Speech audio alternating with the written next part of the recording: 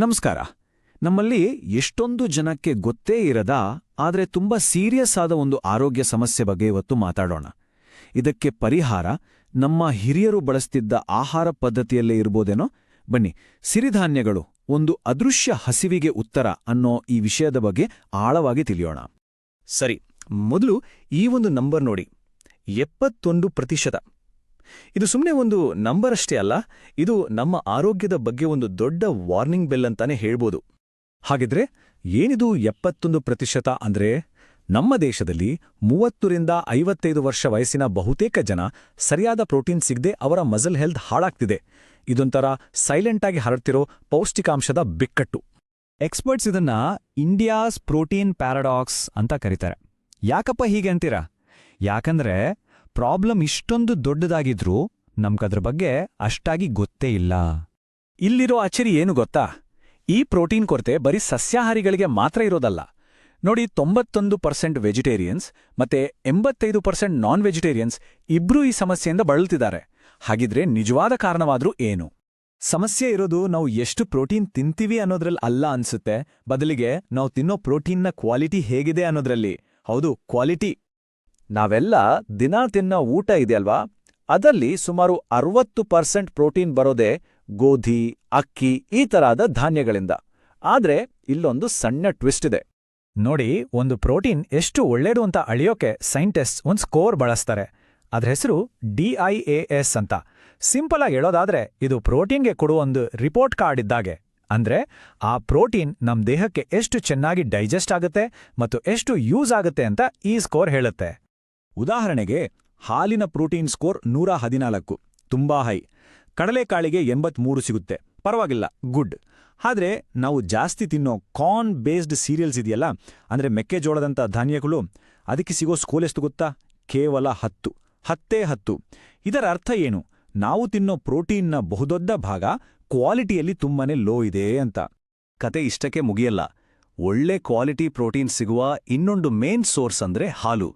ಆದ್ರೆ ನಮ್ಮ ದೇಶದಲ್ಲಿ ಹಾಲಿನ ಉತ್ಪಾದನೆ ಕೂಡ ಕಳೆದ 15 ವರ್ಷದಲ್ಲೇ ತುಂಬನೇ ಸ್ಲೋ ಆಗಿದೆ. ಇದು ನಮ್ಮ ಪ್ರೋಟೀನ್ ಸಮಸ್ಯೆಯನ್ನ ಇನ್ನೂ ದೊಡ್ಡದು ಮಾಡ್ತಿದೆ.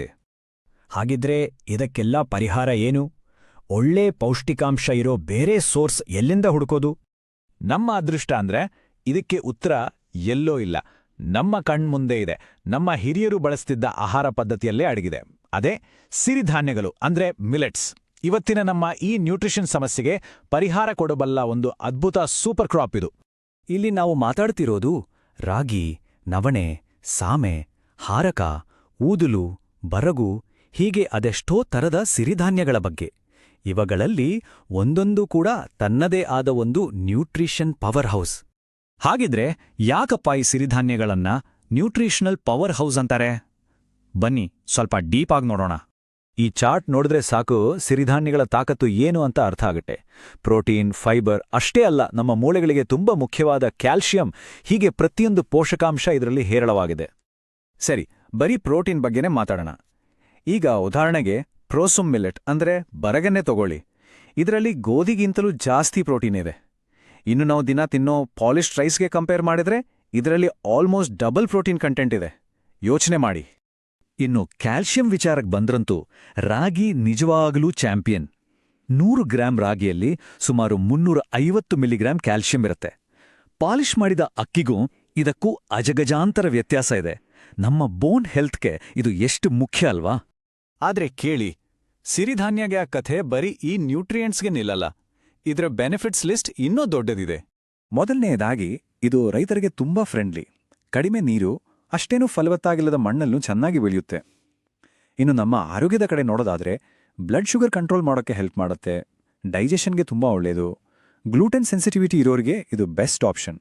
ಅಷ್ಟೇ ಅಲ್ಲ, ಇದರಲ್ಲಿರೋ ಆಂಟಿ ಆಕ್ಸಿಡೆಂಟ್ಸ್ ನಮ್ಮ ಇಮ್ಯುನಿಟಿನೂ ಬೂಸ್ಟ್ ಮಾಡುತ್ತೆ.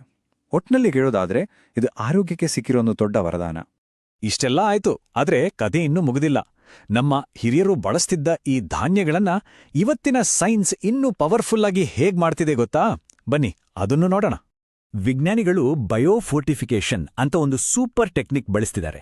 ಸಿಂಪಲ್ ಆಗಿ ಹೇಳೋದಾದ್ರೆ ನ್ಯಾಚುರಲ್ ಆಗಿ ಸಿರಿಧಾನ್ಯದಲ್ಲಿರೋ ಪೋಷಕಾಂಶಗಳನ್ನೇ ಇನ್ನಷ್ಟು ಜಾಸ್ತಿ ಮಾಡೋದು. ಮೊದಲಿಗೆ ಒಳ್ಳೆ ಪೋಷಕಾಂಶ ಇರೋ ಬೀಜಗಳನ್ನ ಸೆಲೆಕ್ಟ್ ಮಾಡ್ತಾರೆ. ನಂತರ ಕ್ರಿಸ್ಪರ್ ತರದ ಲೇಟೆಸ್ಟ್ ಟೆಕ್ನಾಲಜಿ ಬಳಸಿ ಅದರಲ್ಲಿರೋ ನ್ಯೂಟ್ರಿಯೆಂಟ್ಸ್ನ ಇನ್ನಷ್ಟು ಬೂಸ್ಟ್ ಮಾಡ್ತಾರೆ. ಅದನ್ನ ಸರಿಯಾಗಿ ಟೆಸ್ಟ್ ಮಾಡಿ ಫೈನಲ್ ಆಗಿ ರೈತರಿಗೆ ಬೆಳೆಯೋಕ್ ಕೊಡ್ತಾರೆ. ಹಾಗಿದ್ರೆ ಒಟ್ಟಾರೆಯಾಗಿ ನಾವು ಅರ್ಥ ಮಾಡ್ಕೊಳ್ಬೇಕಾದ ವಿಷಯ ಏನು ಅಂದ್ರೆ, ಸಿರಿಧಾನ್ಯಗಳು ಅಂದ್ರೆ ಬರೀ ಹೊಟ್ಟೆ ತುಂಬಿಸೋ ಊಟ ಅಲ್ಲ, ಅವು ನಿಜವಾದ ನ್ಯೂಟ್ರಿಷನಲ್ ಪವರ್ ಹೌಸ್ಗಳು.